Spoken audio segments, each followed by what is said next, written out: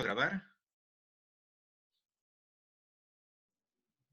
Se está grabando según esto, y entonces estamos comenzando nuestro primer conversatorio sobre historia del derecho de la post-pandemia.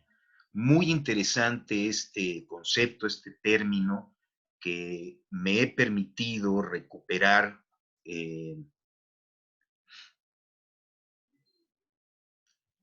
por virtud de una reunión virtual que sostuvieron con el doctor José Ramón Narváez. Si no mal recuerdo, Juan Carlos, eran Eric Palma, un ilustre académico chileno, Mario Cajas, colombiano, ni qué decirlo, un individuo extraordinario, además de todo, un académico de primera nota. Estuviste tú presente, Jacqueline Blanco, que será nuestra próxima invitada a estos conversatorios, la estamos ya conminando a ello.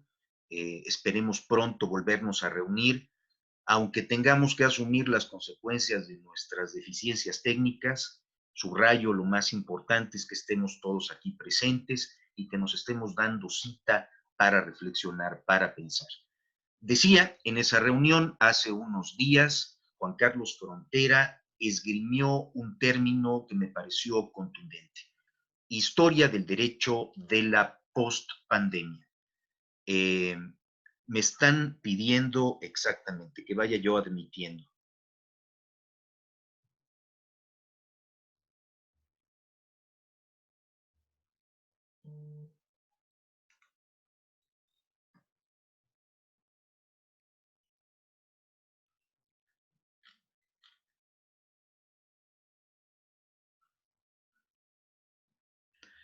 No sé si alguno de los compañeros, para no caer ahorita en algún hueco, mientras estoy recibiendo yo a las personas que nos están acompañando, me haga el favor de tomar la palabra y empezar a solicitarle a nuestro invitado algunas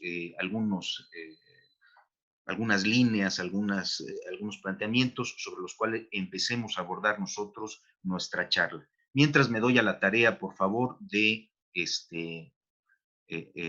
¿cómo se llama? Luis, si eres tan amable, mientras me doy a la tarea de recibir a nuestros invitados.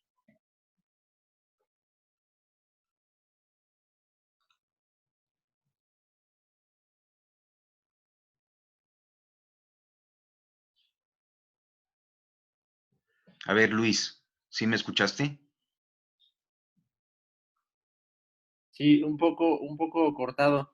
Nada más, le quería comentar, no sé si en Zoom tiene la posibilidad de hacer alguien más anfitrión para que no estén, no interrumpan su participación y alguien más se encargue de aceptar a Perfecto. los. Entonces, si me hace favor, alguien vía el chat de WhatsApp, comuníqueme cómo puedo hacerlo para que efectivamente se permita ese acceso. Mientras, Luis, por favor, si es tan amable, yo le voy a tratar de darle una recepción a nuestro invitado que nos hable de cuáles son sus antecedentes académicos y por qué de alguna manera nos estamos tratando de preguntarle.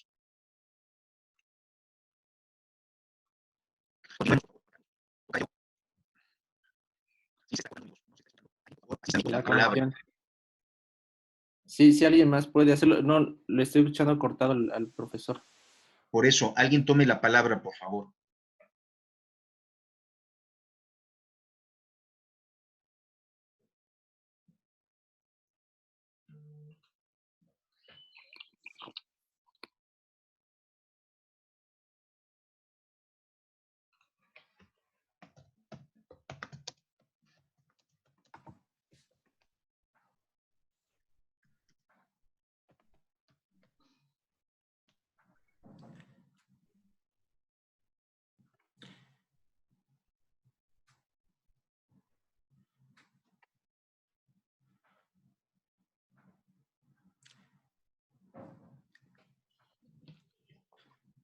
Mientras están solucionando el tema de la admisión, que es bastante complejo en las nuevas tecnologías, quería preguntar si todos me están escuchando bien. Perdón, Juan Carlos, que intervine. Sí, lo escuchamos, gracias. Por favor, Bien. es que tengo problemas efectivamente para organizar esto. Es que no se está escuchando mi voz o se está escuchando mal. Eso es lo que me intimida un poco. Más bien, yo te estoy escuchando perfectamente y como decimos acá, arráncate. Bien, yo te escucho perfecto, Juan Carlos. Muchas gracias. Bien. En primer lugar, quiero agradecer la invitación de mi amigo y colega Juan Carlos Abreu y Abreu. Compartimos el mismo nombre, así que a veces generamos confusiones en los grupos de chat o en algún evento. También agradecerles a ustedes. Juan Carlos me comentó que un poco la idea de esta reunión de hoy surge a instancia de ustedes, como alumnos de posgrado. La idea que me transmitió Juan Carlos es transmitir algunas ideas fuerzas en un espacio de unos 10, 15 minutos y luego abrir a intercambiar en un diálogo académico. Hace un momento tenía una reunión con alumnos de grado en la Universidad de Buenos Aires y estábamos intercambiando sobre un aspecto de un tema del día, esta necesidad de, en la vida universitaria, la transferencia del conocimiento, o sea, la generación del conocimiento y la transferencia del conocimiento. Y creo que el primer punto que tenemos que evaluar es que somos privilegiados. Este mundo que se nos va presentando día a día, este mundo de la pospandemia, porque yo ya comienzo a hablar de la pospandemia. Permítame que haga una aclaración. El término no es mío, ¿no? Eso lo quiero aclarar como lo aclaré en aquella oportunidad, justo unos 7 días antes de aquella intervención que comentó Juan Carlos a partir de un evento organizado por José Ramón Narváez, justo en el periódico del domingo.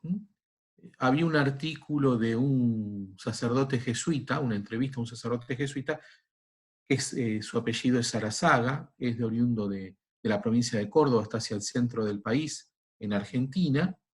Es investigador del CONICET, o sea, es investigador de planta de la Agencia Estatal de Investigadores, y él ya estaba planteando la necesidad de que en mi país se comience a hablar de la pospandemia. Él dijo claramente, y hasta fuerte, con una idea fuerte en esa entrevista, con una idea fuerza, que la pandemia ya se estaba administrando, con errores, con aciertos, pero que ya era necesario que los intelectuales comenzásemos a pensar en lo que viene. Yo creo que al mismo tiempo que estamos empezando a pensar en lo que viene, que creo que es necesario, no solamente para la intelectualidad, sino también para el espíritu humano, frente a la adversidad no podemos perder nunca las esperanzas, y esta inteligencia que tenemos, este raciocinio, tiene que estar abierto a empezar a imaginar el mundo que se viene. Y creo que en ese punto, cuando nos sentamos a pensar y a intercambiar ideas, tenemos que partir de la base de que somos privilegiados.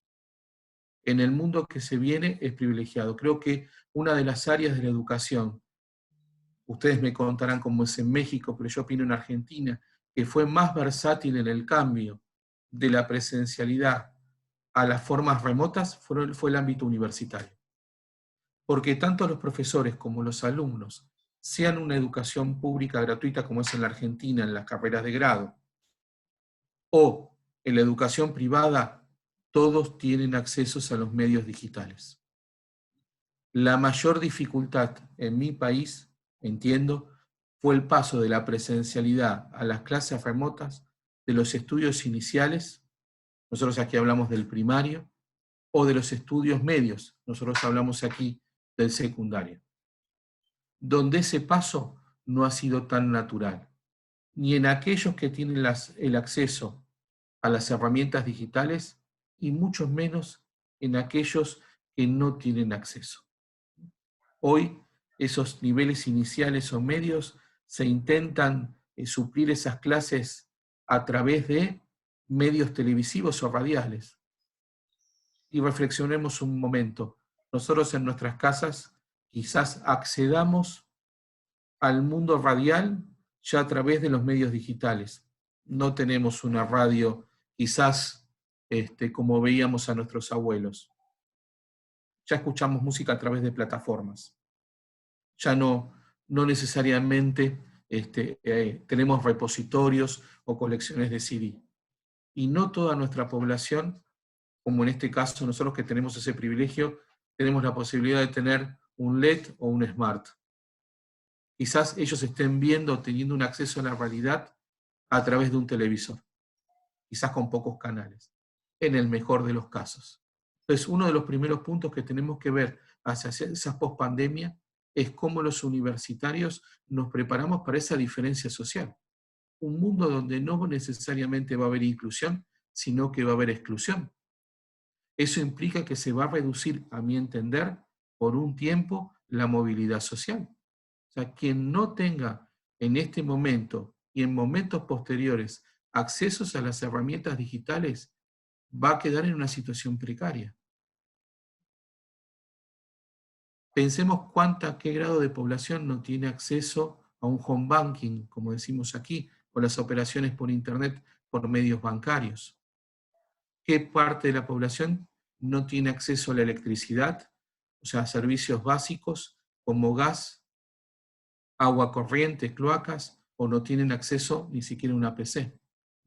Alguna vez hubo acciones desde el Estado argentino muy buenas, intentando que cada alumno tuviera en los colegios públicos tuviera una computadora, pero también se empezaron a dar cuenta que no en todos los lugares había servicio de wifi, ni había servicio de electricidad. O sea, uno podía recibir una PC excelente, pero no tenía forma de conectarse.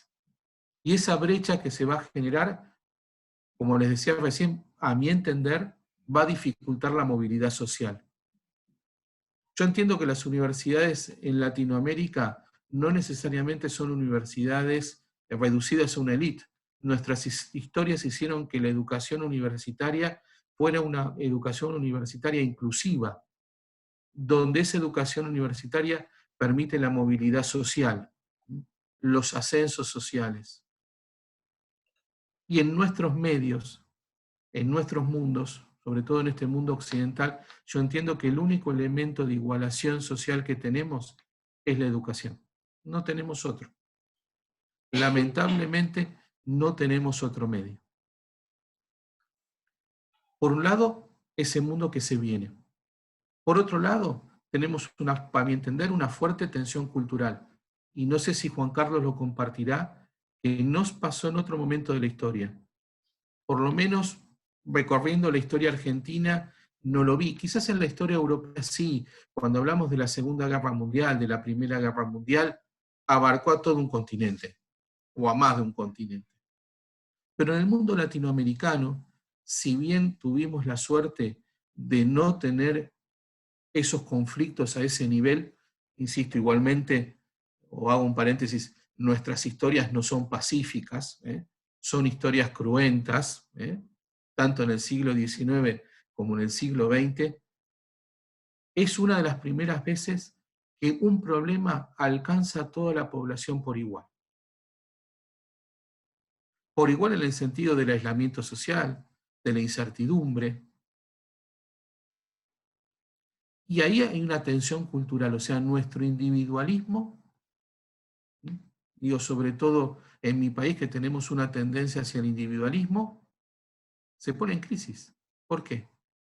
Porque tengo que replantear una serie de valores y ponerlos por encima de otros valores que quizás en la escala están más bajos, pero desde el individualismo se ponen más elevados. O sea, tengo que recuperar la cooperación, la obediencia, la solidaridad. O sea, no enfermarme en este momento significa no ocupar una cama, que quizás necesite. Yo ahí vi, Ernesto, un comentario del chat. Yo les pediría un favor. Si les parece, y los moderadores, Juan Carlos está de acuerdo, yo expondría y después empiezo a ver los chats y abrimos también los micrófonos si Juan Carlos está de acuerdo. soy argentino y soy limitado, o sea, dos cosas al mismo tiempo no voy a poder hacer. Ahí lo veo a José Ramón, que le envío un saludo muy grande. Entonces, como yo les decía recién, ese individualismo se plantea, o sea, solidaridad, cooperación, obediencia. Somos sociedades latinas, o sea, la obediencia a la ley nos cuesta. Siempre que aparece la ley estamos viendo cómo podemos escaparnos de su cumplimiento. Y uno lo puede ver a lo largo de la historia del derecho, o a lo largo de la historia en general. O sea, no enfermarme implica no ocupar una cama. Es una de las primeras veces que nos encontramos en una situación tan difícil, que sabemos que los medios sanitarios quizás no alcancen si las curvas de la enfermedad crecen. Y nuevamente se plantea la brecha.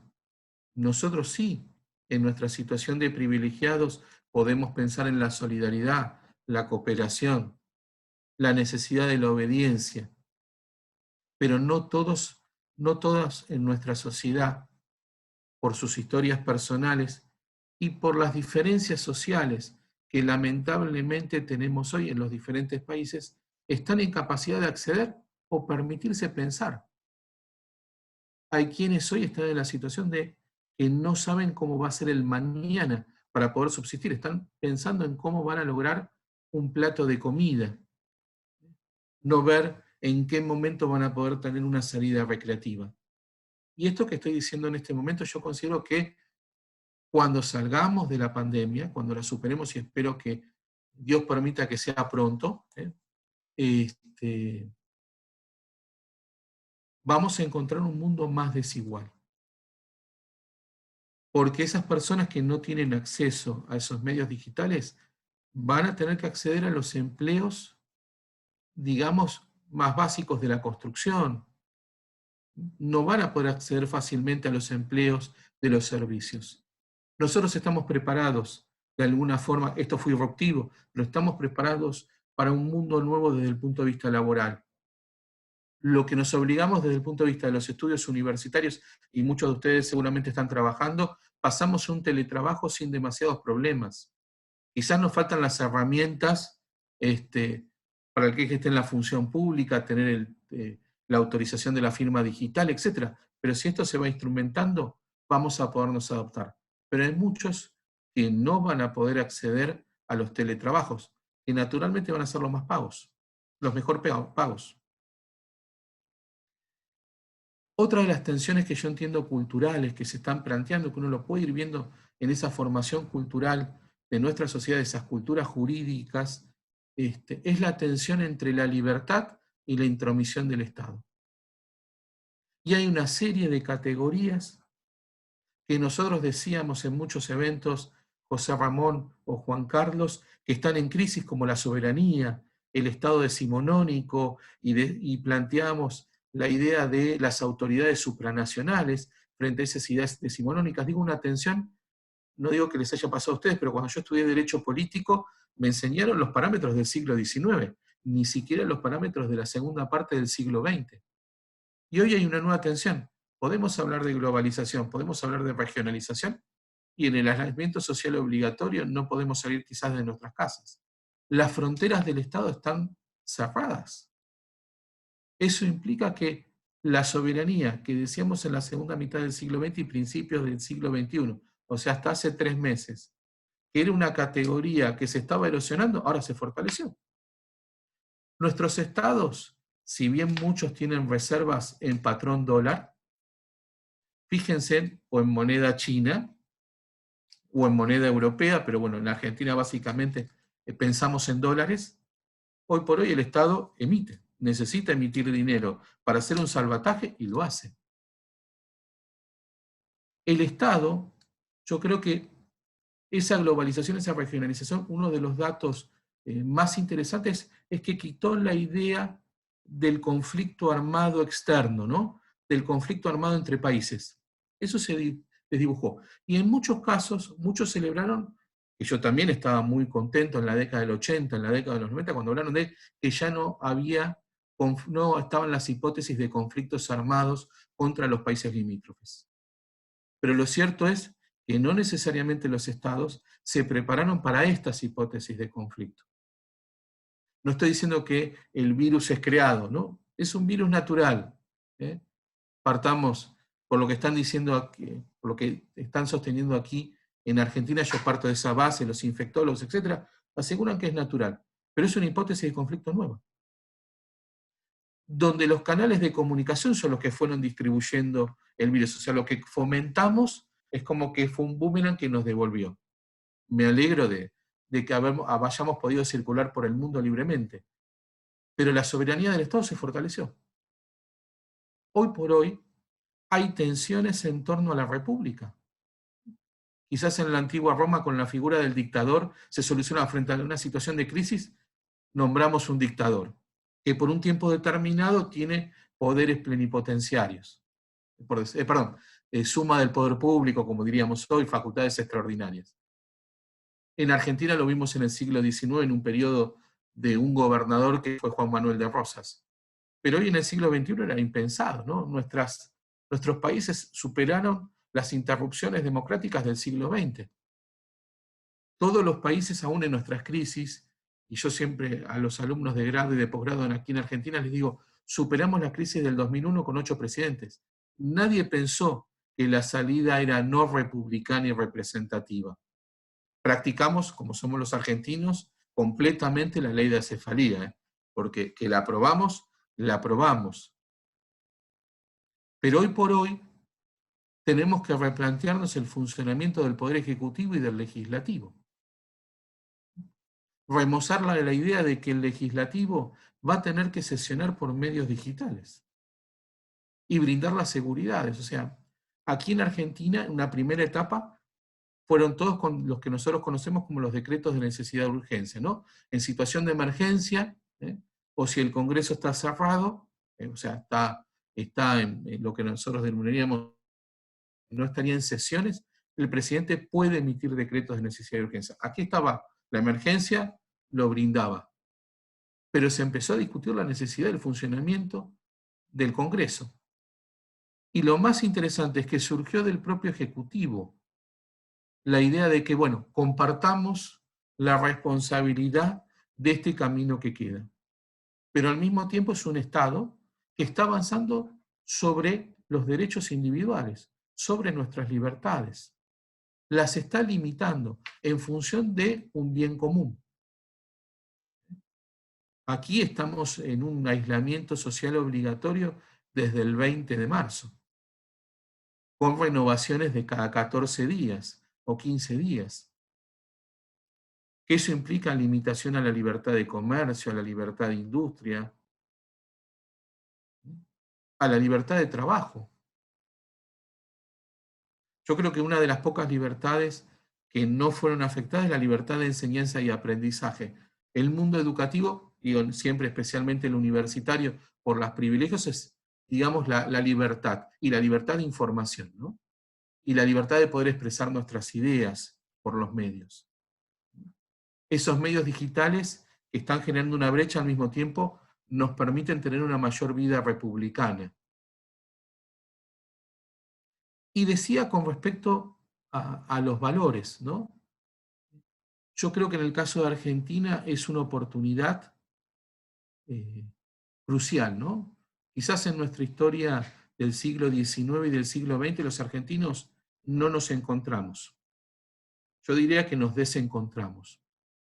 Pocos fueron los proyectos o planes que incluían a todos, que incluían a todos. Creo que una de las últimas oportunidades que tuvimos claras de un plan de gobierno que incluyera a todos fue durante la presidencia de Frondizi en el año 58, que lamentablemente su presidencia fue truncada, una presidencia democrática de iure, fue truncada por un golpe de Estado.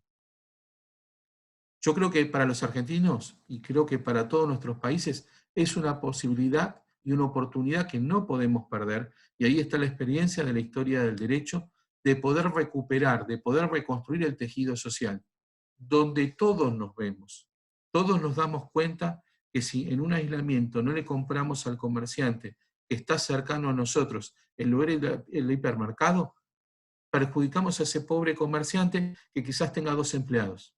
Estamos pensando desde lo macro y hasta lo micro. Es una oportunidad donde nuestros estados latinoamericanos empezaron a ver la realidad de nuestras infraestructuras. Ya nadie puede en un discurso decir que todo está bien, porque estamos viendo que las camas de los hospitales faltaban, que los respiradores faltaban, que los alimentos no necesariamente llegan a todos.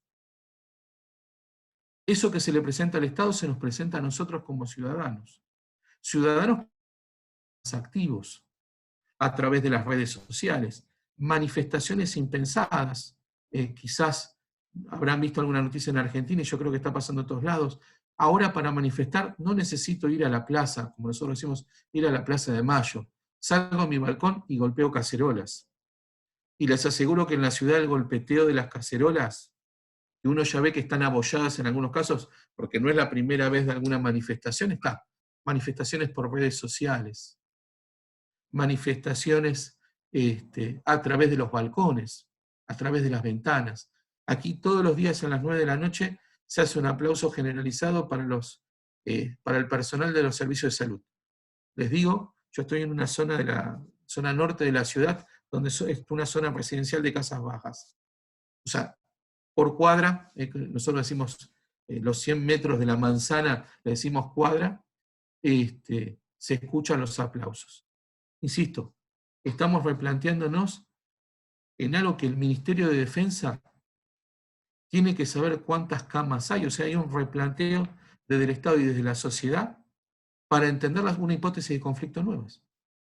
Entender que las Fuerzas Armadas pueden dejar su fusil y su pistola a un costado, o sea, el armamento a un costado, y operar como agentes de distribución de alimentos. No solamente distribuyendo cajas de alimentos, sino haciéndolas.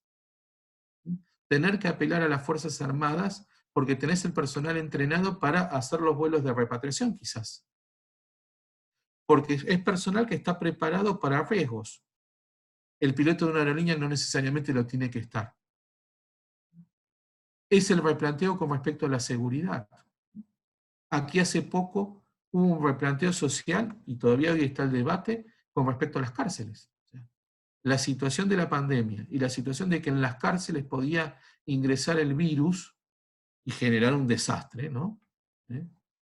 Replantear la situación de los presos. O sea, el sistema carcelario, que quizás no es uno de los temas principales en la política, de pronto a la sociedad se le puso adelante de la mano. Las cárceles no están cumpliendo necesariamente la misión que les brinda la Constitución, pero al mismo tiempo la policía o la seguridad no está en condiciones de seguir a todos los que liberemos por la pandemia. La tensión entre la seguridad de la sociedad y el cumplimiento de penas. Y reevaluar, como les digo recién, cuál es la función de la pena. Yo creo que es una oportunidad como pocas, porque esas máximas que quedaron en el constitucionalismo clásico, de nuestro tiempo decimonónico, de esas fundaciones de nuestros estados modernos, que muchas veces estudiamos en laboratorios, en historia del derecho o en derecho constitucional, que el siglo XX con sus reformas también las seguimos estudiando en laboratorio, y ahí yo insisto que la dogmática muchas veces en exceso no nos hace bien, porque hace descontextualizar la norma del mundo social, económico, político. Hoy está todo a la vista. Cada declaración de derechos y garantías individuales, sociales, está. Y creo que tenemos que irnos replanteando esta crisis desde el punto de vista filosófico, que ahí José Ramón, yo creo que puede decir mucho más que yo. Yo filosofía del derecho la cultivé en mis inicios, después quedé en historia del derecho. Este mundo que no podemos terminar de definir en la posmodernidad, ¿no? El juego de los valores. Yo creo que más que salir de la modernidad, estamos profundizando la modernidad, porque creo que aquí, esto para terminar, algo que nos queda claro como situación es la incertidumbre. Creo que no tenemos otro elemento que la incertidumbre. Entonces, tenemos una tensión cultural entre el individualismo y lo solidario. El mismo consumismo nos ha permitido reflexionar de que ya no necesitamos tantas cosas. Quizás en un aislamiento social obligatorio, como lo definimos aquí, estamos pensando en qué voy a hacer de comer, pagar los impuestos básicos y nada más.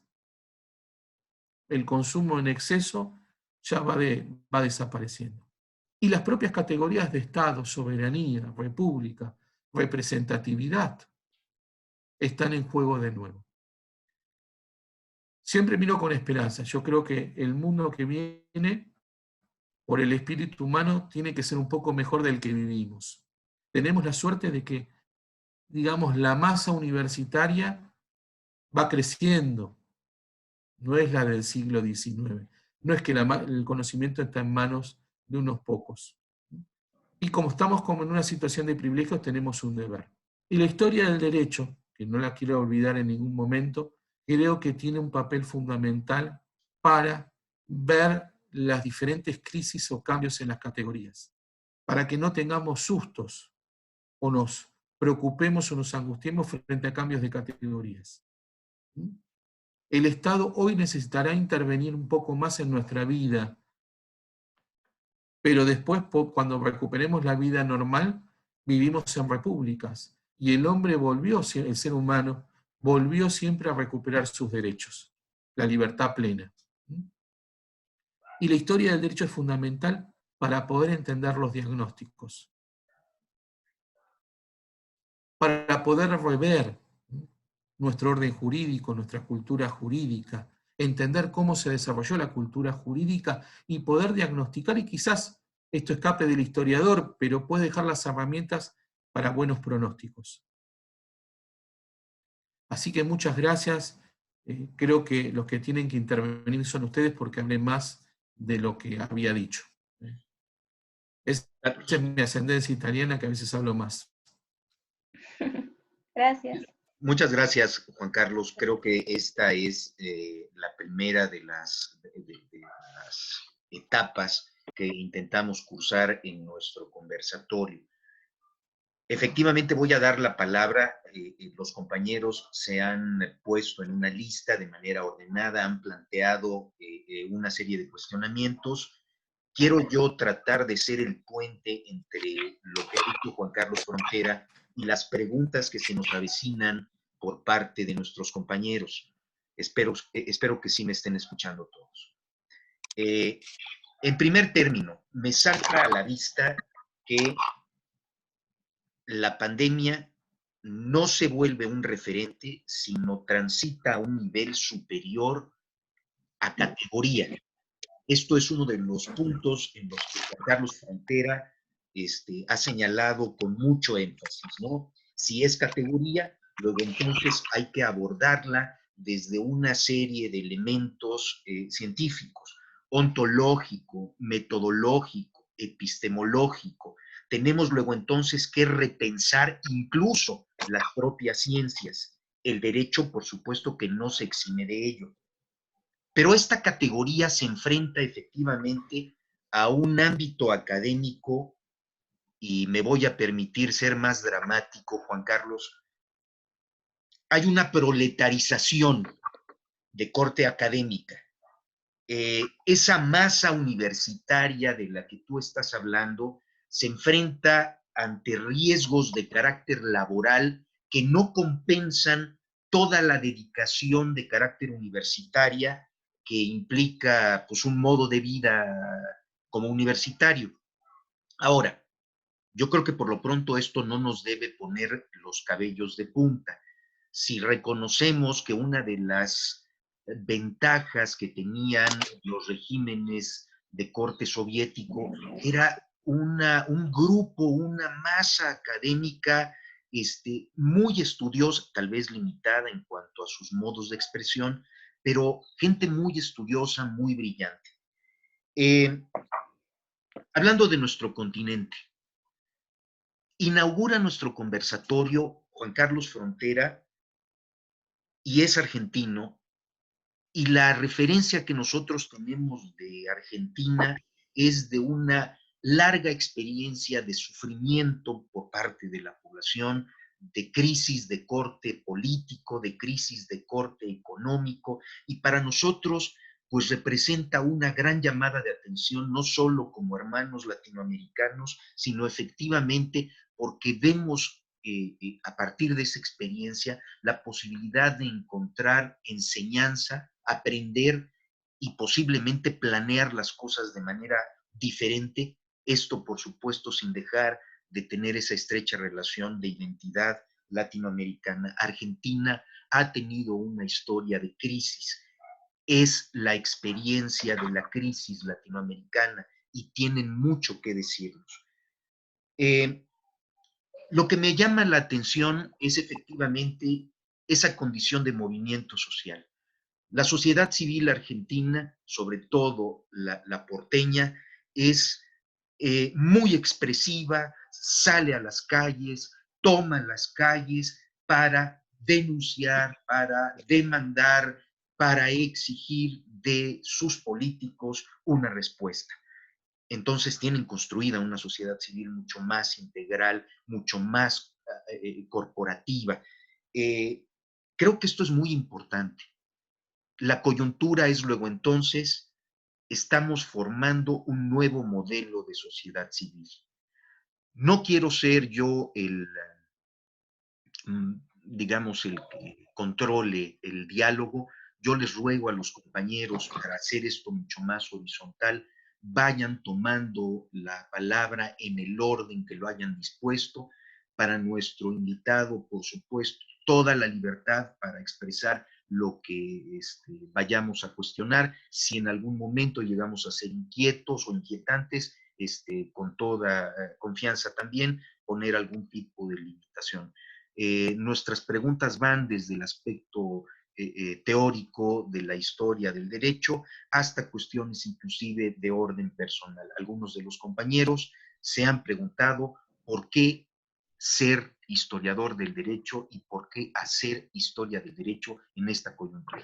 Consecuentemente, como es mi deber, como es mi responsabilidad, simple y sencillamente he hecho un puente. Los compañeros tienen la palabra, este es su foro, yo simple y sencillamente soy un instrumento de su inquietud. Cabe señalar que ellos están haciendo, con esto finalizo, están haciendo un ensayo para evaluar nuestro curso. Sus lecturas han sido coyunturales en este momento. Han recurrido a los planteamientos de Giorgio Agamben, de Zizek y de Byung-Chul Han, este filósofo coreano que de alguna manera ha dado algunos parámetros muy interesantes sobre cómo plantearnos lo que viene. Y pues de alguna manera lo que nos has dicho, todo lo que nos has referido, empata maravillosamente con lo que estás planteando.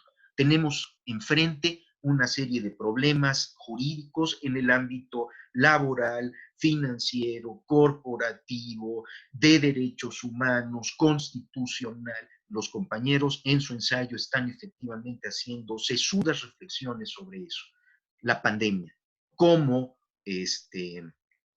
como una categoría, ¿verdad? Presenta retos específicos, áreas del derecho en las que ellos están involucradas. Cedo la palabra, por favor, compañeros, esto pues se está poniendo muy bueno. Adelante, por favor. Buenos días. Buen día, Saúl. ¿Qué tal? Buenos días. Bueno, antes que otra cosa, muchas gracias por este conversatorio. Me parecen muy interesantes sus comentarios iniciales. Y quisiera preguntarle, ¿por qué repensar la historia del derecho a partir de la pospandemia? Mira, yo creo que no solamente la historia del derecho la vamos a tener que repensar, sino que toda la ciencia y el saber humano va a tener que ser repensado. Pero en el punto de la historia del derecho creo que hay un punto, una cuestión que conversamos en el evento que organizó José Ramón. Y yo comentaba que creo que el historiador del derecho en este momento tiene que replantear su rol. ya no va a tener un rol de archivista, va a tener un rol de cronista, va a tener que aprovechar sus conocimientos frente al análisis de las cronistas. Es una fuente muy importante porque son los viajeros o quienes son los que relatan sus vivencias y muestran lo cotidiano. O sea que el historiador del derecho, a través de su entrenamiento por ese manejo de fuentes, sobre todo sabiendo qué es lo que va a buscar el que lea en un futuro esa crónica, creo que ese es un rol fundamental. Por otro lado, desde el punto de vista metodológico, creo que va a ser el replanteo con respecto a las fuentes. Si uno va normalmente a los congresos de historia del derecho, uno se plantea investigaciones de archivo, que no son malvenidas. O sea, yo creo que es importante ser un buen archivista si uno quiere cultivar la historia del derecho. Pero frente al siglo XX, nos vamos a tener que replantear cuáles son las fuentes. El historiador del derecho creo que en ese punto tiene una ventaja. Nosotros siempre contextualizamos. Que uno de los puntos importantes creo que en nuestra formación es que no nos quedamos con la dogmática. O sea, cada texto legal que analizamos, digo para decir algo más corriente, porque no solamente que hacemos eso, estamos buscando reconstruir los aspectos sociales, económicos, políticos y culturales. Creo que esa es una de las ventajas que tiene el historiador del derecho. Permanentemente en el objeto está viendo un objeto cultural jurídico. Insisto, el tema es las fuentes, la fotografía, el cine. Como hay tesis doctorales que tratan el siglo XIX a través de las obras de teatro, la historia del derecho pronto tendrá que tomar la cinematografía, tendrá que tomar las fuentes radiales y televisivas. Uno de los debates interesantes desde el punto de vista metodológico que presencié es sobre el tema de los discursos, ¿no? Quienes hoy estudian los discursos, presidenciales en este caso, no se quedan solo con el texto presidencial, sino que recurren al testimonio, a la fuente radiofónica o televisiva para ver qué párrafo efectivamente se lee, cuál no, qué entidad se le da. Y el otro tema son las fuentes, digamos, no legales, las entrevistas televisivas, radiofónicas, que están mostrando también situaciones particulares del fenómeno que estamos analizando. O sea, creo que tenemos una gran ventaja en nuestra formación, porque de por sí siempre tenemos la inquietud de la búsqueda de la fuente y fuentes que normalmente o cotidianamente no están a la mano. Entonces, por un lado vamos a tener que replantearnos, yo entiendo, nuestro papel frente al presente. No es que el historiador del derecho o el historiador en general no tiene función en el presente. Puede ser un excelente cronista. Ahí está el proyecto de Jacqueline a través del Instituto Latinoamericano, la idea de ir coleccionando esas cápsulas testimoniales, ¿no? Creo que también el historiador del derecho y la historia en general va a tener que replantearse hasta dónde puede llegar. Y nuevamente, ¿no? Yo recuerdo cuando comencé mis primeros estudios sobre historia, en los 80, que era un alumno de estudios medios, secundario, el profesor era muy claro, usted va a investigar, pero no puede avanzar más de 1930. Después de 1930, no hay historia, es presente. Claro, hoy mis alumnos, cuando les hablo de 1930, para ellos es un siglo completo. Para mí eran 40 años o 50 años nada más. Entonces creo que la historia, y esto es muy debatible lo que voy a decir, va a tener que empezar a cultivar, en particular la historia del derecho, lo que se llama el presente histórico. Será un gran debate empezar a vislumbrar claramente también la objetividad del historiador. O sea, uno de los límites en la temporalidad del historiador, y del historiador del derecho, por supuesto. Yo entiendo que la historia del derecho, si bien se enseña en las carreras de abogacía, pertenecemos a otra ciencia, pero eso es una postura mía, también ha sido discutida y debatida. Les decía, se planteaba ese límite temporal porque decían, bueno, el historiador no tiene que ser parte de ese proceso histórico. Y creo que eso se va quebrando, ¿no? Salgo un poco del siglo XXI y me voy al siglo XIX. Yo estoy trabajando en una serie de artículos, y espero en algún momento que sea un libro, sobre autocracia y república. Ese mundo indiano, esa cultura indiana, no es que se rompe un día determinado y desaparece. Yo les puedo asegurar que muchas de las prácticas políticas del pasado y muchos de los debates del pasado están hoy. Entonces, nuestras repúblicas se construyeron en función de esa cultura. En el caso de ustedes, es maravilloso ver esa cultura, perdón que voy a hacer una síntesis, y como toda síntesis es imperfecta, esa idea de que ustedes han vivido dos imperios. Por un lado el imperio español, pero por otro lado el imperio indígena. Y eso se ve en su cultura. Y yo creo que el historiador del derecho ahí tiene mucho que decir, aun cuando incurra para algunos en un pecado de introducirse en un presente histórico. También tenemos otra ventaja, Ernesto, no, perdón, Saúl, perdón no es fácil. Piensen que yo a los 15 años por primera vez vi una Spectrum, o sea que no soy un hombre digital, sino con suerte alfabetizado. Lo que decía Juan Carlos, y un poco lo puedo entrelazar con ustedes, el historiador del derecho tiene una ventaja. Para nosotros no es extraño ver un Estado donde hay múltiples de naciones que conviven en él. Y entendemos que hay una exigencia de entender. Cuando Juan Carlos muy bien dijo, los porteños, como ustedes bien saben, los porteños somos los que nacimos y vivimos en la ciudad de Buenos Aires, no en la provincia de Buenos Aires, porque yo estoy en la zona norte hace 5 kilómetros, y el que está del otro lado de una vía que se llama General Paz dice, yo soy bonaerense, no soy porteño, por las dudas. Nosotros estamos redescubriendo, no hace poco, pero esto se está profundizando, que no hay una sola Argentina. Desde el punto de vista cultural, somos varias Argentinas. Yo creo que al menos somos 5. ¿Eso choca contra el modelo de Estado decimonónico? Sí. El Estado decimonónico intenta unificar. Y hay algo que dijo Juan Carlos, que creo que ahí es la crisis del mundo capitalista, ¿no? Es el acceso a la educación, el acceso a los medios, va ampliando una clase media que después no puede ser receptada por el mismo sistema, porque el mismo sistema de mercado lo que plantea es acaparación de bienes y servicios. Por más que hablen de un derrame, en algún caso los liberales, que hay un derrame natural que no es creíble, y fíjense en ese desbalance que también está en nuestra raíz hispanoamericana, ¿no? El mundo universitario en el mundo hispanoamericano estuvo desde el principio, ¿no?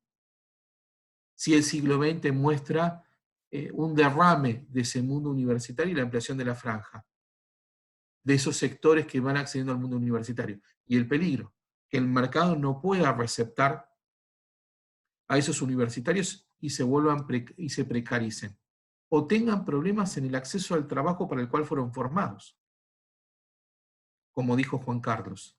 Quizás en un momento un promedio para el ingreso de un universitario al medio para el cual fue formado, se habló de 5 años en la década del 90 y principios del 2000. Es mucho tiempo. El Estado tiene que replantearse a través de políticas públicas de consenso, a mi entender, la formación universitaria. Tendremos que replantearnos cuántos universitarios de cada área necesitamos, o cómo vamos a ir preparando a esos universitarios en un sector, en un área que no va a ser fácil que encuentren empleo. Podemos generar una masa grande de universitarios que no puedan cumplir su vida como universitarios. Ahí se perdieron recursos individuales y recursos del Estado, y hay frustración social. No me quiero a veces meter en las situaciones de nuestros países, pero uno lo pudo ver o palpar, y fue un ejemplo muy importante para nosotros, lo que sucedió en Chile. 2 modelos de inclusión universitarias distintas, la argentina y la chilena, ¿no? Uno quizás a través del crédito, y otros a través del nuestro, que es un modelo gratuito educativo. Pero en un momento ambos modelos, por financiamiento privado o por por gratuidad, llega un momento que genera una masa de universitarios que no encuentran dónde insertarse. Perdí recursos, de ambas formas perdí recursos. Perdón que me extendí. Gracias. Gracias, Saúl.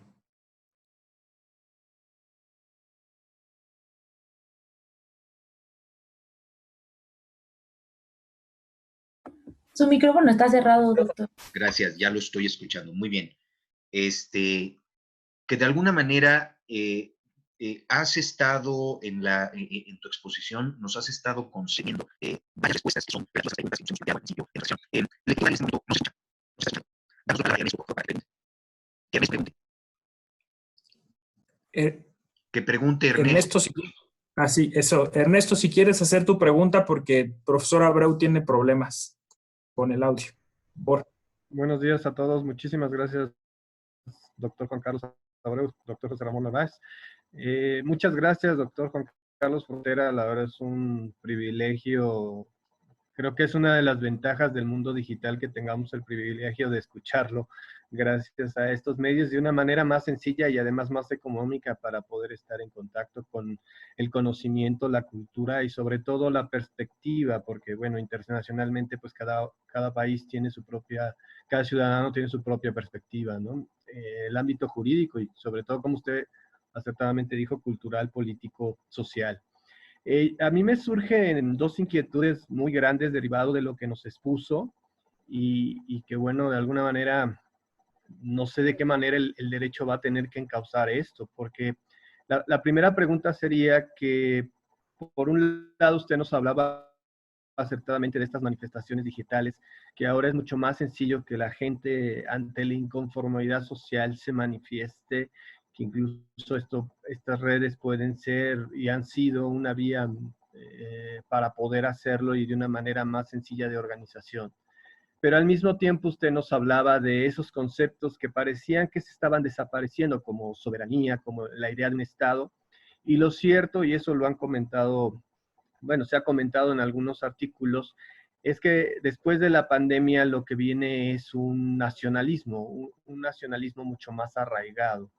Entonces, pareciera que al final, cuando incluso ahorita nos hablaba de que debe reestructurarse un poco el ámbito universitario hacia qué carreras se deben estudiar, para que efectivamente no haya frustración y realmente las personas obtengan un empleo, sino pues la verdad que estudiar para no obtener una fuente de recursos pues no tiene ni sentido. Entonces, ¿cómo se va de alguna manera a equilibrar esto? Por un lado, ese nacionalismo que es evidente que va a regresar en muchos países y no sé qué va a pasar cuando regrese a Alemania, pero bueno, ese nacionalismo que va con base en esta idea del bien común, del interés general, a limitar nuestros derechos como sucede hoy día, con base en ese bien común, a tomar decisiones de que quién va a tener prioridad, por ejemplo, sobre los servicios médicos, porque a lo mejor no van a alcanzar. Esta reestructura que se haga, ¿no? De que ciertas carreras, bueno, y eso ya también se han dicho, muchas carreras van a desaparecer en el siglo que vamos a vivir. Entonces, ¿cómo se podrá equilibrar estas dos cuestiones? Y mi segunda pregunta tiene que ver un poco con, si bien es cierto que el neoliberalismo fracasó, que el neoliberalismo de alguna manera está acabado, pero la idea de un consumismo para que las economías se fortalezcan, yo no siento que haya desaparecido. De hecho, creo que es un factor necesario. Es un factor necesario que la gente consuma en los restaurantes, en los bares, en los conciertos. Hoy, por ejemplo, si hablamos nada más de los artistas, o sea, de la música, un artista ya no gana nada con la música que produce. ¿Por qué? Porque hoy digitalmente es muy barata, porque hay mucha piratería, por muchas causas. La verdad es que el acceso a la música ya es gratuito o a un costo muy, muy pequeño, que en realidad los artistas no ganan mucho dinero por esa música. en realidad ganan por los conciertos, esos conciertos masivos que hacen en los estadios, etcétera. Entonces ahí se ve el consumismo. Entonces, ¿cómo podría equilibrarse cuando, si bien es cierto que el neoliberalismo tiene que replantearse y va a entrar un nuevo orden económico mundial en los años venideros, el consumismo pareciera que sí es un factor que no es dable eliminarlo, que va a ser necesario para fortalecer cada economía. Entonces, esas serían mis dos inquietudes. Le agradezco, doctor, que me haya permitido plantearlas. Primero les agradezco sus intervenciones. Gracias, Ernesto, por tu pregunta. El tema del equilibrio, creo que como sociedades vamos a entrar en un replanteo. Yo digo con el caso argentino, pero creo que en Latinoamérica en general tenemos el mismo problema, ¿no? Nuestras miradas son de corto plazo, son cortoplacistas. Y va a ser necesario que comencemos a tener miradas de mediano y largo plazo. Es necesario empezar a imaginarse, y ahí las universidades creo que tienen un rol fundamental, ¿no? Empezar a imaginar 50 o 100 años para adelante. Quizás para nosotros es impensado. Yo siempre digo el ejemplo de uno está en un trabajo y dice, bueno, vamos a pensar de acá a 5 años en un proyecto, y dice, pero no sabes si vas a estar, ¿para qué te vas a poner a pensar, no? Y el que anuncia problemas con demasiada anticipación dicen que es alarmista. Bueno, este es un replanteo que vamos a tener que tener. ¿Cómo imaginar, cómo empezar a pronosticar cómo será el futuro al que vendrá?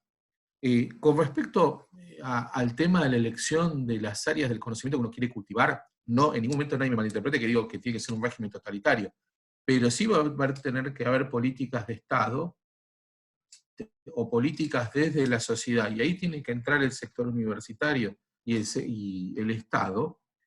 Bueno, yo tengo una deficiencia en ingenieros, o tengo una deficiencia, o tengo falta de médicos, o lo que sea. Bueno, ¿cuántos necesito en tanto tiempo para este proyecto a 5 años que me tengo o a 50? Y ahí tendré que fortalecer la educación inicial y secundaria para que más gente opte naturalmente por carreras técnicas o de las ciencias duras, no por miedo a que no conoce matemática o que no sabe biología. Porque muchas veces uno estaba inclinado hacia las ciencias sociales, pero muchas veces quien no elige ingeniería es porque dice, tengo una formación defectuosa en el área de las ciencias exactas, me va a ir mal. Bueno, esas son políticas de Estado, en alianza con los sectores privados, en alianza con la sociedad, desde el fomento, desde las propias empresas, etc. Nos enfrentamos, cuando yo planteé el tema del consumismo, no quise decir que está mal el consumo es necesario, porque si no hay circulación de bienes y servicios estamos en un problema muy grave, porque no va a haber una clase media en breve. Pero yo dije que desde el punto de vista cultural nos enfrentamos a un replanteo frente al consumismo.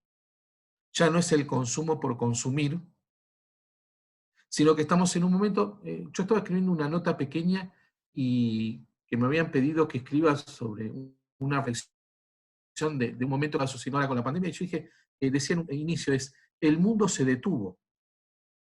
Es una paradoja, ¿no? Porque el mundo sigue en movimiento, pero nosotros se detuvo. De pronto, un día nos quedamos en nuestras casas, el tiempo nos va a que sea más laxo, estamos trabajando en el mismo lugar donde descansamos y nos recreamos, y tenemos un replanteo con los lazos familiares. En este momento de aislamiento social, yo no puedo llenar mi vida con objetos y la compra de servicios. Estoy en mi casa. O sea, yo creo que hay un replanteo desde el punto de vista, ahí que me ayude José Ramón, hay un replanteo óntico, ¿no? Un replanteo ontológico de la relación nuestra con el mundo. Y al mismo tiempo, yo creo que el neoliberalismo, al igual que el otro extremo del comunismo, han fracasado, ¿no? De un lado y del otro, el mercado y el Estado, hay que llegar a un equilibrio. Y ese es un equilibrio de consensos. Yo entiendo que es cuando decían en un principio que hay una reconstrucción del tejido social. Yo creo que es la reconstrucción de un tejido social a partir de consensos. A partir de consensos. Donde el político tiene que ver que la sociedad le tiene que responder. Vos decías en un momento el tema de las manifestaciones.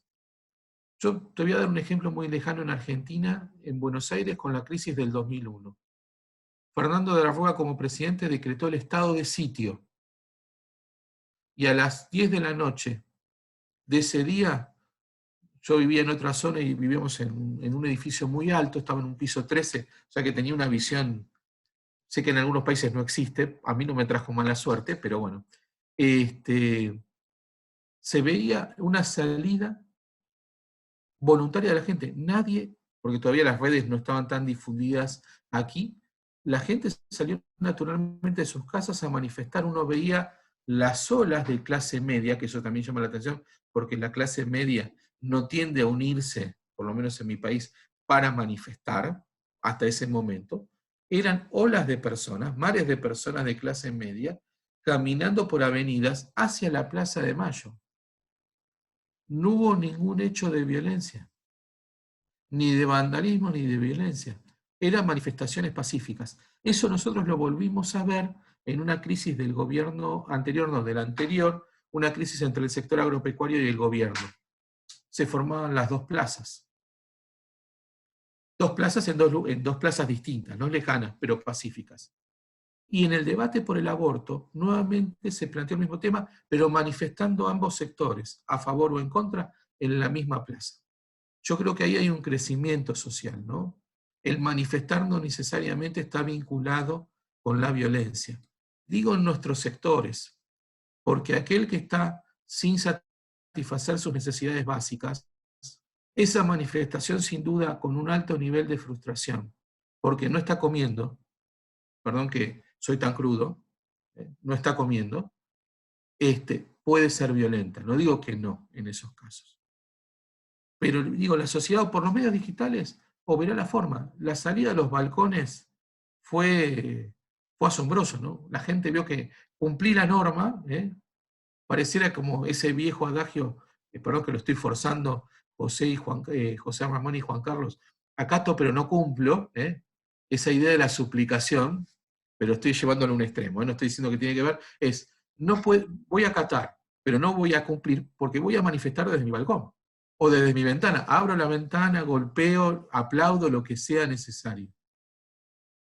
Es una oportunidad, yo creo que es una oportunidad histórica para replantearnos la forma de manifestar. Los políticos ahora están con las encuestas en la mano cotidianamente. En mi país pasó algo que no había pasado nunca, que los de diferentes partidos se sienten todos juntos, algo que no podían hablar, todos se insultaban, todos se criticaban, ahora vieron que el problema lo tienen todos y se tienen que sentar a consensuar, no solamente para enfrentar el problema, sino porque hay una exigencia social. La sociedad dice, bueno, siéntense y consensúen. Pero como tú dices, Ernesto, se va a replantear todo, ¿no? La relación nuestra con el consumo, la relación nuestra hacia el mundo. Nosotros hasta hace 3 meses el mundo estaba en la mano. Hacíamos un evento con esa idea magnífica del Instituto Latinoamericano de José Ramón, casi anualmente nos veíamos. Yo me perdí el Lima del año pasado por problemas de trabajo, porque tenía que hacer una serie de presentaciones, pero una vez por año estábamos en diferentes lugares. Hoy eso ya no va a ser tan rápido. Las fronteras, Ernesto, como tú bien dices, no se van a abrir tan rápido porque no todos los países siguen las mismas políticas sanitarias que los otros y hay temor. La reconstrucción económica yo creo que va a venir desde los localismos en una primera etapa. Es muy difícil que ese mundo global o ese intercambio global de bienes y servicios sea tan sencillo de reconstruir desde el globo. Van a tener que ser los localismos. Igual, ya hay empresas que están posicionadas, todas las de los medios digitales. Pensemos, ¿dónde está su casa matriz, por decirlo, o su oficina central? Porque tiene oficinas por todos lados, pero digamos su oficina central, y en qué bolsa cotiza.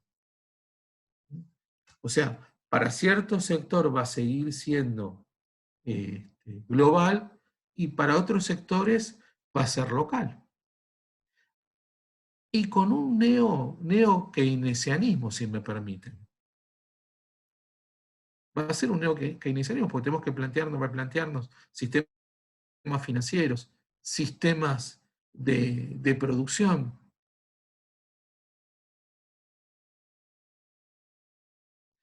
Creo que por un lado, como dijo Juan Carlos, estamos precarizados. Yo veo claramente ese problema, pero al mismo tiempo lo que estoy observando es que nosotros tenemos una oportunidad, ¿no? O estamos quedando en el segmento de los que pueden acceder a los medios digitales.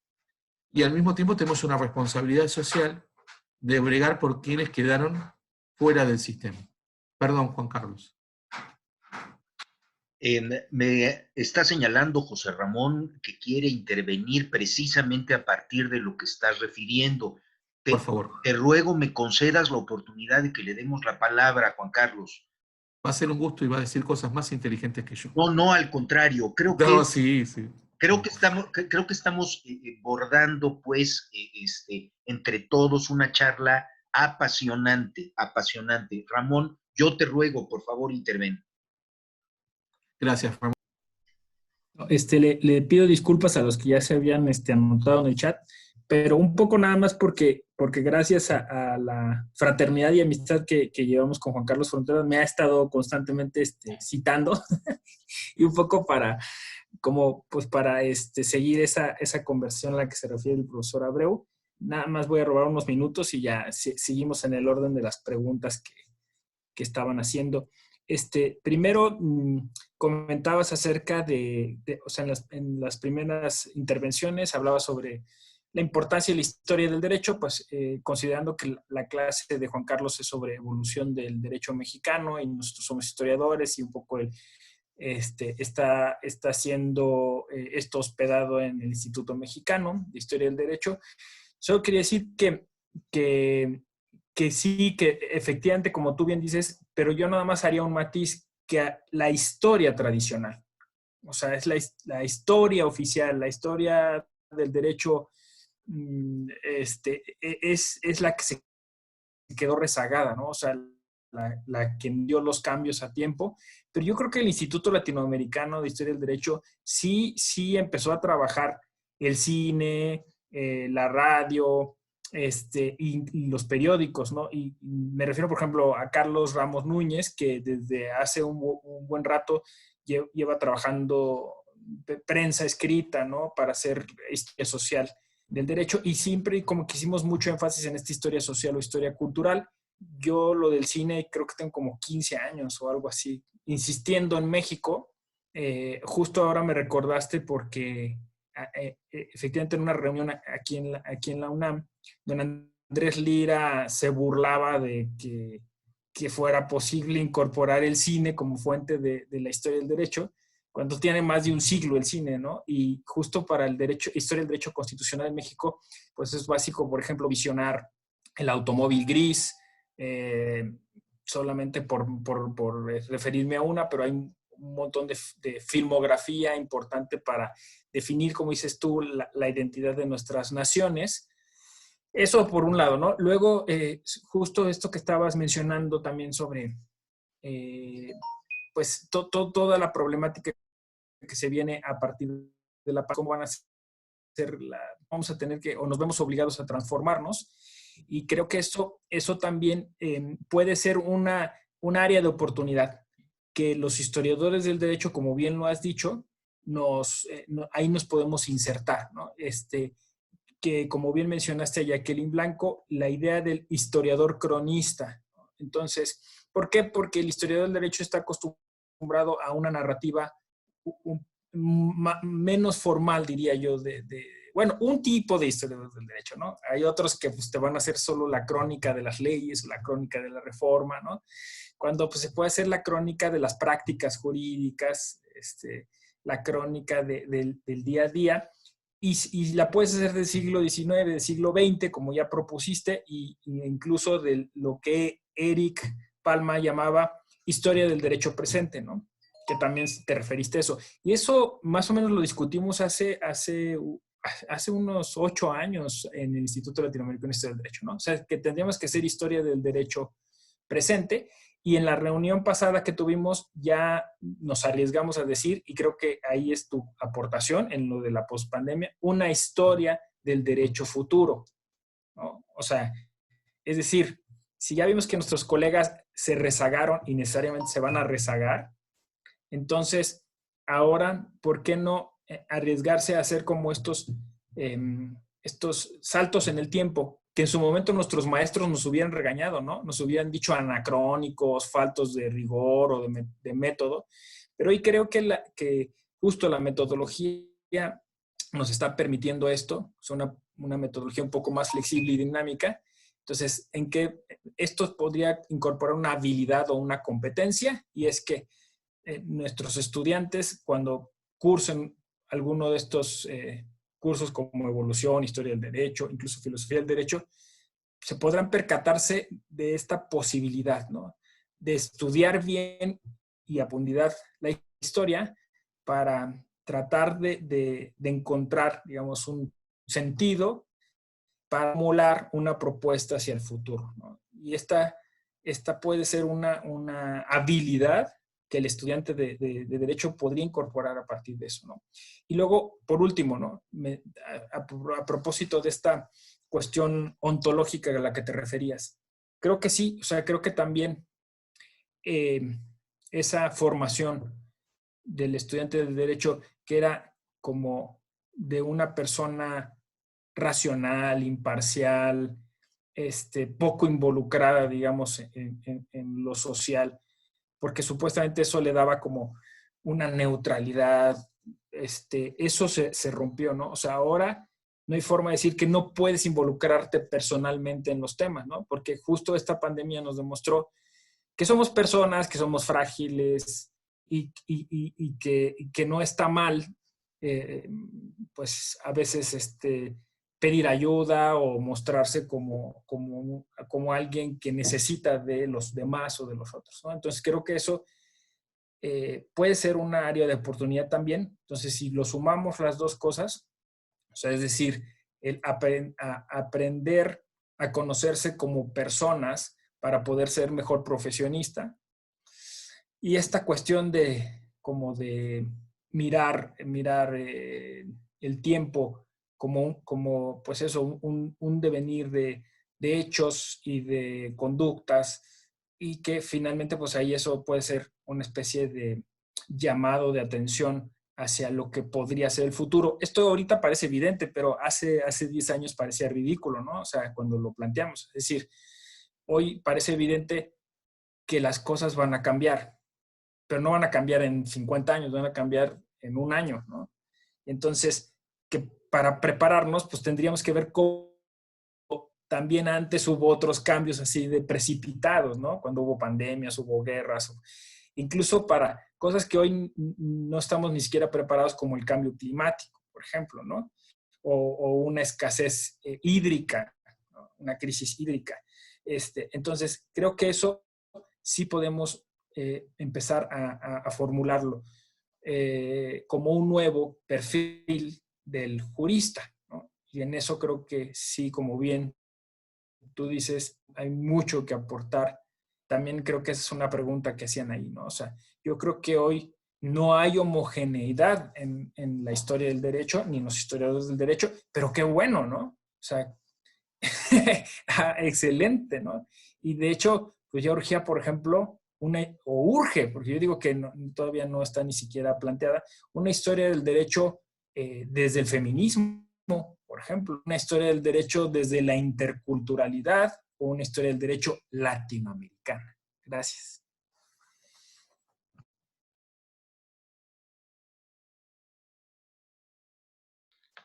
Querido Juan Carlos, tenemos ahí planteadas en el chat algunas preguntas de los compañeros. No sé, oye, que creo que quiso decir es que hay en el chat algunas preguntas que si quieres seguir dándoles contestación. Bien. Gracias por la traducción, José Ramón. hago una pequeña intervención con lo que dijo José Ramón y después voy viendo las preguntas del chat y vamos intercambiando. No, José Ramón, yo estoy de acuerdo con todo lo que tú... quizás fui muy categórico, pero un poco lo hice a propósito para ser disparador en esta oportunidad.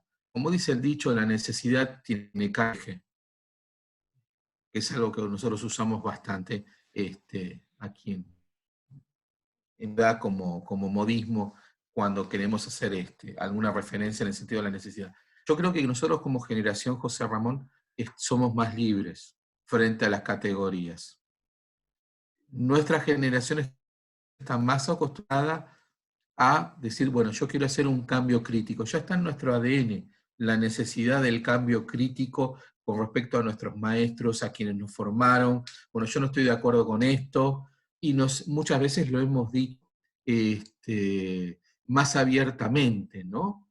Que en otras generaciones anteriores esto no se decía porque había una relación con la autoridad distinta. Algo que nosotros nos estamos preparando generacionalmente porque la generación que nos sigue, perdón la redundancia, tiene una mirada horizontal de la autoridad. Nosotros todavía fuimos formados en la idea de que el profesor o el maestro se ponía en un escalón por encima, un poquito. Ese es un cambio, por eso nos podemos permitir. También yo creo que es algo propio del ciclo de vida. Como recién decía con respecto a ese docente del secundario, que después lo vi en la universidad, ¿no? Hasta 1930, yo no lo vi hasta los programas de la universidad, en algunas universidades con los programas de historia constitucional. Es que los alumnos nuestros de hoy, tú le hablas de los 80 y de los 90, y la mayoría no nació en esa época. Lo ven como historia, o sea, lo que para vos es presente, para ellos es historia. Algo de lo que vos dijiste también, magnífico, el tema de la historia futura, ¿no? Y yo creo que ahí tenemos que lograr una experiencia. Siempre cuando damos una charla en historia del derecho, tenemos un conversatorio, o la modalidad que ustedes quieran, siempre al final aparece la gran pregunta es, ¿usted qué piensa que va a pasar después? ¿O esto cómo se va a canalizar? Claro, a mí cuando en mis primeras formaciones de historia del derecho me decían, no, el historiador solamente reconstruye el pasado y usted no hable del futuro. Y el espectador estaba esperando que uno le dé un diagnóstico hacia el futuro. Entonces yo creo que hay más que solamente un problema metodológico, que creo que siempre se puede sortear, porque uno anuncia que es una especulación a partir de ciertas variables, creo que es una respuesta de la historia del derecho o del historiador del derecho hacia la sociedad o hacia la comunidad como un actor social. O sea, tenemos una responsabilidad. Que si nos preguntan algo y nos están requiriendo que demos un diagnóstico y quizás un pronóstico, lo debemos hacer. Con una gran... Ramón, y como estamos diciendo todos, el historiador del derecho ve el nacimiento, desarrollo y fin de las instituciones, o cómo mudan las instituciones. Nosotros tenemos algo claro, como dijo José Ramón, las cosas pueden cambiar, y ha sido péndulos a lo largo de la historia, pero la esencia del ser humano no cambió. Y eso lo podemos verificar. Cuando hablaba José Ramón, yo recordaba una charla que tuve que dar en un panel, estaba recién iniciado, y al lado mío, quienes hablaron de los cambios tecnológicos en la década del 90, parecía que el mundo había cambiado en 180 grados. Y yo le dije, para mí es más gravoso actualmente entender que el mundo es redondo y plano, que hoy por hoy haya métodos de fertilización asistida. El otro fue más natural ese cambio. Pero coincido contigo. Y yo creo que como generación tenemos una ventaja, insisto, Ramón. Podemos nutrirnos de esa historia tradicional de los maestros y reformarla y hacer los nuevos planteos. Y lamentablemente estamos entrando a entrar en la generación de los viejos. Vos no, porque sos más joven, pero yo que estoy más cerca de los 50, empecés a ver todos más chicos. Pero creo que es una oportunidad. El tema de la radiofonía, la telefonía, radiofonía, lo televisivo, el cine, para ellos era impensado. ciertos estudios, por ejemplo, de derecho indiano, había una cláusula que en el caso argentino a partir del 10 no podía seguir. Y vos ves que eso se va replanteando continuamente y se va avanzando sobre el siglo XIX. Pero creo que, insisto, como generación tenemos una ventaja, que vemos todo mucho más flexible, a partir de reglas claras, pero más flexibles, y siempre tenemos un espíritu crítico. Nosotros queremos generar entre nosotros pequeñas revoluciones intelectuales que son bienvenidas. Pero gracias por tu intervención. Parece que ya estoy resolviendo la cuestión Bien. del micrófono. Creo que sí Se te escucha perfecto. Qué bueno. A ver, efectivamente en el chat nos estamos replanteando cómo preguntarte. Creo que has sido, Juan Carlos, muy generoso. Creo que has abierto nuestro espectro muy anticipadamente de las preguntas que teníamos planteadas. Creo que se nos quedan limitadas. Lo que nos estás diciendo es terriblemente enriquecedor. Y yo me iría tal vez a que nos concedieras algunas breves líneas sobre las preguntas que te hacen, por ejemplo, la compañera Alexandra. No, ya la contestaste, la de la homogeneidad, fue muy importante. La de Columba, trascenderá a otras disciplinas. Debemos pensar en que la historia del derecho va a trascender. Sí. Me parece algo muy importante y me voy a permitir la intervención abusiva, compañeros. Como historiadores del derecho dentro del Instituto Latinoamericano, nos hemos planteado un derrotero para 2021. Es una fecha señera, porque representa para nosotros, por un lado, la caída de los pueblos indígenas originarios frente al dominio expansivo, colonizador, y por otro lado, estamos cumpliendo 2 años prácticamente en toda Latinoamérica, 200 años, perdón, en toda Latinoamérica de las independencias, el cierre de los procesos históricos independentistas. Consecuentemente, esto resulta ser una coyuntura. Juan Carlos nos está preparando efectivamente con una serie de reflexiones para aventarnos hacia 2021, previendo que tenemos no que conmemorar, sino que repensar la historia del derecho. Este es efectivamente el punto más valioso de la charla con Juan Carlos, ser enfáticos en ello. Él efectivamente, a partir de sus planteamientos, nos está diciendo hay que repensar la historia del derecho. Juan Carlos, nos iríamos hacia las preguntas del chat, si tú me lo permites, y además de todo, agradecer a los compañeros que se están preocupando efectivamente por compenetrarse con tu charla, no anticipar su pregunta, sino con prudencia, con mesura, tratar de acomodarse. Está siendo delicioso tu disertación, querido Juan Carlos. Bueno, muchas gracias, Juan Carlos, y gracias por estar dándome espero para que intercambiemos ideas. Es enriquecedor, me llevo muchas cosas y bueno, espero llevar algunas más en este momento. Con respecto a Columba, tu pregunta, listo, con esta idea del presente histórico, o de la historia del presente, o la idea de una historia futura, creo que nos va a permitir a los historiadores del derecho replantearnos y fortalecer la relación con las otras disciplinas. A veces el peligro, yo creo que como historia, a veces el peligro que tenemos es mantener el mismo discurso en todos los lugares. ¿Qué significa esto? Yo me puedo reunir con José Ramón y hablar los tres sobre el problema del Estado latinoamericano en la segunda mitad del siglo XIX y entre nosotros pactamos que el periodo es, estoy diciendo algo en 1821, para que entre Iturbide, y decimos que finimos con Maximiliano. Decimos, de ahí nos salimos, vamos a tratar este tema pormenorizado con diferentes temas. Cuando alguien de otras disciplinas sí, y nos escucha, que para nosotros es muy enriquecedor para la formación propia, para futuros análisis y pronósticos como herramienta, alguien que nos escucha, pero los historiadores se ocupan del pasado. pasado solamente. Y podemos caer en la idea de que simplemente reconstruimos anécdotas del pasado. Ese es el peligro. Entonces tenemos que ser muy cuidadosos en los discursos, ¿no? Le voy a citar a un teólogo, a José Ramón, que quizás le guste, sumar en mente a Lutero, ¿no? Lutero tiene algo genial. Él sabía que los discursos no podían decirse de la misma en todos los ámbitos. Y sabía que hasta el idioma había que cambiarlo. Desde el latín, un alemán culto y un alemán vulgar. Y sabía cómo manejarse. Okay, esta vez es la falla del historiador. Yo no tengo que tener miedo como historiador si estoy hablando con un civilista, decirle, mira, la forma de la metodología utilizada para la redacción del código vigente, desde el punto de vista metodológico, va a traer determinados problemas. Y los problemas son estos.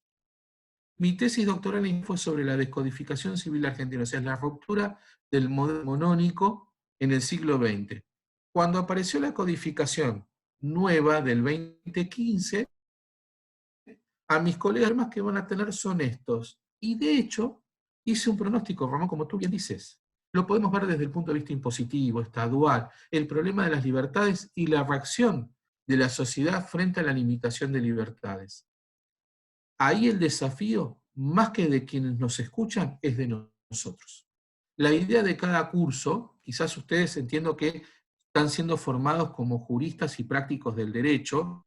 Creo que el desafío nuestro es que ustedes se vayan con la idea que la historia del derecho es una herramienta fundamental para su actuación posterior, en cualquier ámbito, y que la historia del derecho los va a convertir en actores sociales, en actores de su profesión, como una mirada superadora, igual que la filosofía.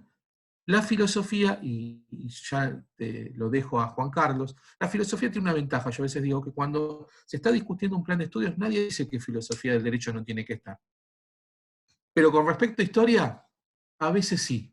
Porque dice, no, pero ¿para qué el pasado? Si no es necesario, yo necesito que la gente sepa el derecho vigente, como si el derecho vigente no fuera un objeto histórico.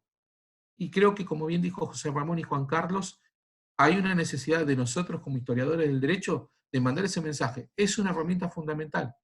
Fíjense que hoy desde la historia del derecho hicimos un montón de reflexiones sobre la pospandemia, de algo que todavía no sabemos realmente cómo hacer, pero tenemos la obligación de imaginar. De imaginar y de responder a la sociedad, de brindar a la sociedad nuestro conocimiento para solucionar problemas futuros. No como un elemento simplemente cultural de conocimiento, yo sé tal cosa, sé tal otra del pasado, sino que el pasado está vivo.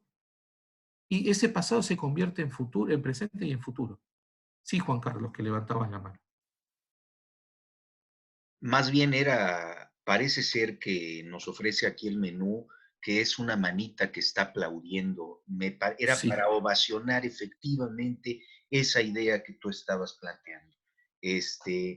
Yo quisiera ir dando un cierre. Ya llevamos hora y media de transmisión. Ha sido, bueno, se nos ha ido como agua. Juan Carlos, no sé si de alguna manera quisieras hacer una breve recapitulación, algún resumen. Sobre todo, yo quiero aquí ser muy puntual. Uno de los pretextos de nuestra charla es motivar a los compañeros que de por sí están motivados del posgrado a poner los ojos en la historia del derecho y no verla efectivamente bajo esa perspectiva quirúrgica, ¿no? Fría, a la que nos tienen acostumbrados tradicionalmente en la educación universitaria. Creo que los compañeros están muy sensibles, muy abiertos. Ramón ha cerrado de manera muy interesante la pinza, o sea, no hablamos solo de una historia de la vida pública, sino una historia de la vida privada, ¿no? Que tiene que ver con pensamientos, sentimientos, emociones, frustraciones, o sea, también habrá que hacer una historia del derecho de lo íntimo incluso, ¿no? Hoy la intimidad recobra una cualidad fabulosa para replantear las cosas. como bien apuntaste, querido Juan Carlos, dejarnos de las macroeconomías, de las grandes políticas públicas y volver a ver hacia la persona, volver a ver hacia adentro la revisión de uno mismo para poder hacer la revisión de la vida comunitaria. Esa es mi invitación, Juan Carlos, que nos ayudes a cerrar nuestra sesión de hoy. Lo he dicho, ha sido un banquete. Yo les ruego a los demás compañeros que tienen preguntas en el tintero, las guardemos de momento, incluso pensar en una nueva edición de nuestro conversatorio, específicamente con el doctor Frontera, luz, faro que está iluminando nuestras reflexiones. Juan Carlos, por favor. Bueno, me has puesto en un compromiso demasiado grande, Juan Carlos. Miren, yo creo que, insisto que somos privilegiados, creo que la reflexión final, tenemos una responsabilidad social como universitarios a la cual no podemos escapar. Creo que como universitarios ahí entra en tensión otro elemento que creo que la historia del derecho, al igual que la filosofía del derecho o la sociología, mal llamadas materias de formación, porque para mí son materias constitutivas del derecho, no quedar simplemente con el concepto de profesionales. Profesionales, a mí me gusta más el término prácticos del derecho cuando tenemos que operar el derecho en nuestras profesiones. No me gusta ni la de profesional, ni me gusta tampoco la de operador jurídico. Creo que la de operador es peor todavía porque nos reduce a la nada. Es necesario como universitarios que nos pongamos por encima de los procesos y poder contextualizar esos procesos. Y la forma de contextualizar esos procesos es a través de la historia. O sea, el conocimiento de los procesos históricos de cada uno de nuestros países nos permite entender hacia dónde vamos. Cómo reacciona la sociedad argentina, cómo reacciona la sociedad mexicana, los diferentes sectores de la sociedad argentina y los diferentes sectores de la sociedad mexicana frente a determinados problemas. Nosotros el mundo desde el punto de vista cultural lo vemos de una manera, y esos condicionantes son parte de lo que nos brinda la historia, cómo fue formada esa sociedad. Comprenderlo nos da poder, porque como bien dijimos nos permite poder diagnosticar y pronosticar. Ya sé que metodológicamente, como dijo José Ramón y Juan Carlos, puede hacer algún ruido, pero la sociedad nos pide que demos respuesta. Y el otro tema que me parece muy interesante, y no me animo a avanzar mucho más, si no sería interesante hasta para un próximo conversatorio donde yo no sea protagonista, es el tema de las emociones desde el punto de vista metodológico. Algo que en nuestras investigaciones muchas veces no lo tenemos en cuenta. Y ustedes bien lo dijeron, ¿no? Querido Juan Carlos, creo que es el momento no solo de agradecerte a ti, sino de agradecer un esfuerzo conjunto y además de todo, quiero ser muy puntual. Hemos llegado nosotros hasta este punto, he llegado yo hasta este punto, gracias al ánimo que me han dado todos los compañeros del aula. Creo que el azoro, el espanto, el miedo nos había dejado encandilados, en lo personal a mí, y los compañeros me han acarreado a llegar hasta este momento.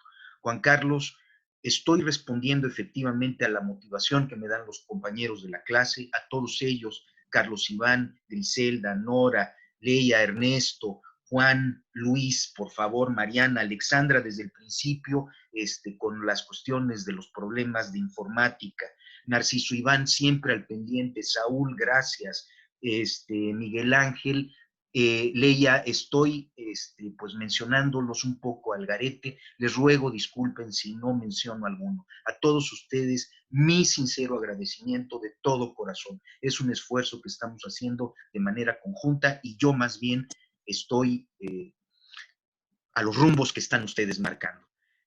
Ramón, por supuesto, siempre tu intervención no es que sea necesaria, es requerida. Sin lugar a dudas, eres el motor de una serie de propuestas que nos van a colocar en la vanguardia en nuestra intención de mover, de sacudir el avispero de carácter académico, intelectual en las áreas en las que incidimos. Juan Carlos, ni qué decirlo, hermano del alma.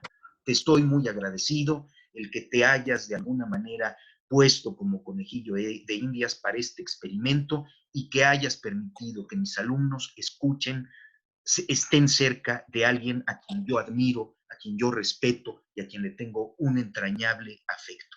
Gracias, compañeros. Si ustedes me lo permiten, llega la hora de cerrar nuestro primer conversatorio. Creo que esto nos anima e iremos mucho más adelante con estos experimentos y con la posibilidad de aprender entre todos. Gracias, compañeros. Mi afecto entrañable. Hasta luego.